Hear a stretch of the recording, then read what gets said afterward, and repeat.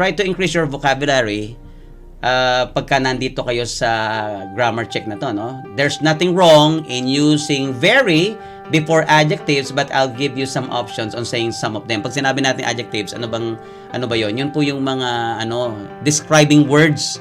Okay? Di ba minsan gumagamit tayo ng very before this part of speech na ito. Now, tingnan ninyo yung ilang mga halimbawa natin on screen. Halimbawa, palagi nating sinasabi, very small, di ba? Ano yung ating doon, alternative doon? Di sabihin nyo na lang tiny, di ba? Okay, very tired. Okay, halimbawa, sabihin natin, ano bang magandang pangungusap diyan, Glenn? The tummy of Director Glenn Duterte is tiny. Ayan.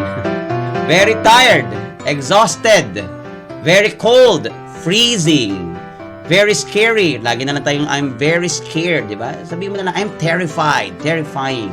Very funny, hilarious. Yan. Okay.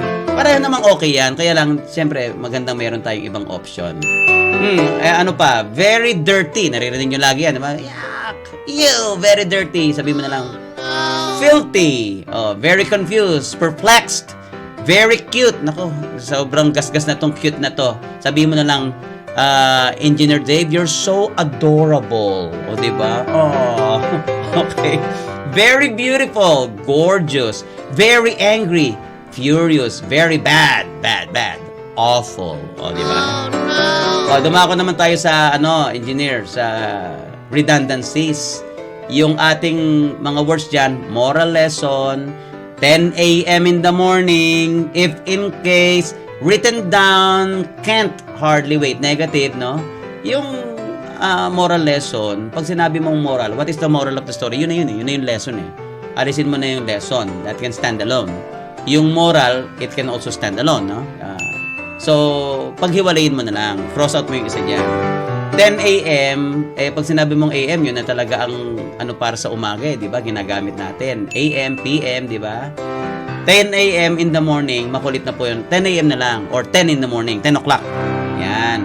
Pagka nga sinabi mong 12 midnight lang, okay na eh.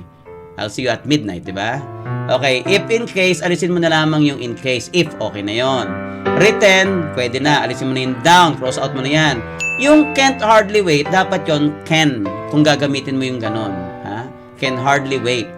Para tumugma doon sa ibig mong ipaunawa na pangungusap o sentence, whether speaking or creative writing. Pakitandaan po ninyo, mistakes are for remembering,